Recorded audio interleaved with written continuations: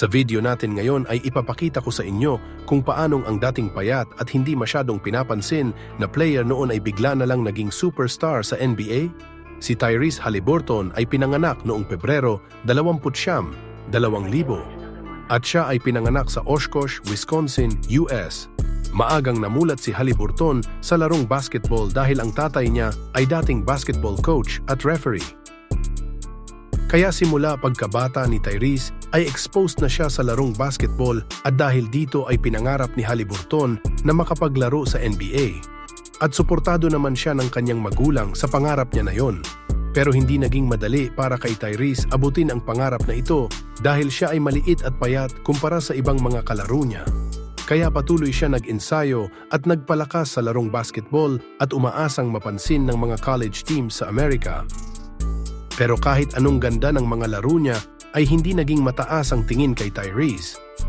At tila wala daw superstar potential si Tyrese, sabi ng mga scouts. Gayunpaman pinili ni Tyrese maglaro sa Iowa State at dito patuloy na nilalabanan ni Tyrese ang mga nagdududa sa kakayanan niya sa larong basketball. Dahil sa patuloy na pag-improve ng kanyang laro at unti-unti na din siyang napapansin ng mga NBA scouts, nag-decide na si Haliburton na pumasok sa NBA. At natupad naman ang pangarap ni Tyrese Haliburton na madraft at makapaglaro sa NBA. Siya ay kinuha ng Sacramento Kings. Pero hindi pa din natapos dito ang pagdududa ng mga tao sa skills ni Tyrese. Kahit nasa NBA na siya, ay madami pa din ang hindi naniniwala sa laro niya. Sa unang taon niya sa Sacramento ay nagpakita naman si Tyrese ng magagandang laro at makikita talaga ang potential sa laro niya. Pero dahil mas malalaki ang mga players sa NBA, ay hindi agad na ipakita ni Tyrese ang laro niya at ginagamit lang siya off the bench. Pero nung pangalawang taon niya sa NBA, ay binigyan na ng Sacramento ng chance si Tyrese na ipakita ang totoong laro niya at ginawa na siyang starter. Naging maayos naman ang mga naging laro niya at naipapakita niya na din ang kanyang tunay na potensyal. Pero bigla na lang nag-decide ang Sacramento Kings na i-trade si Tyrese papunta sa Indiana Pacers. At dahil dito, mas lumabas ang tunay na laro ni Tyrese. At kung dati ay normal na NBA player lang ang tingin sa kanya, nung napunta siya sa Indiana ay siya ang naging star player at franchise player ng Indiana Pacers. Naging parte siya ng All-Star Game at naging All-Star Game starter pa. Kaya tila na semento na ni Tyrese ang kanyang pangalan at status niya sa NBA.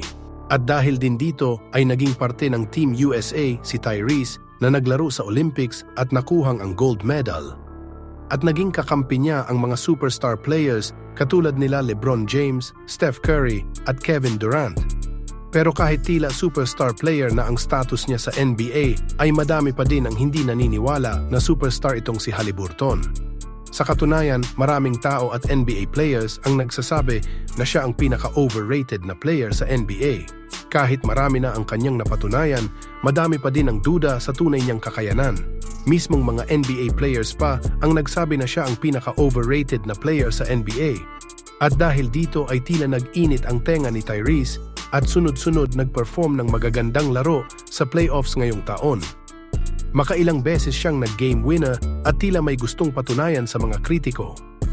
At dahil sa patuloy na magagandang laro ni Tyrese Haliburton sa playoffs ngayong taon, ay nagtagumpay siyang maipasok sa NBA Finals ang kanyang team na Indiana Pacers. At patuloy na pinapatahimik ang mga haters niya na nagsasabing siya ay overrated. At pinapakita na totoong superstar siya ng NBA at hindi lang tsamba ang magagandang laro niya. Sa ngayon ay hindi pa tapos ang finals ng Indiana Pacers at Oklahoma City Thunder. Pero isa lang ang sigurado ko, sa pinakita na ito ng Pacers at ni Tyrese Haliburton, paniguradong madaming tao na ang naniniwala na siya ay hindi overrated at siya ay tunay na superstar ng NBA. Maraming salamat sa panonood. Huwag kalimutan mag-iwan ng like, comment and subscribe.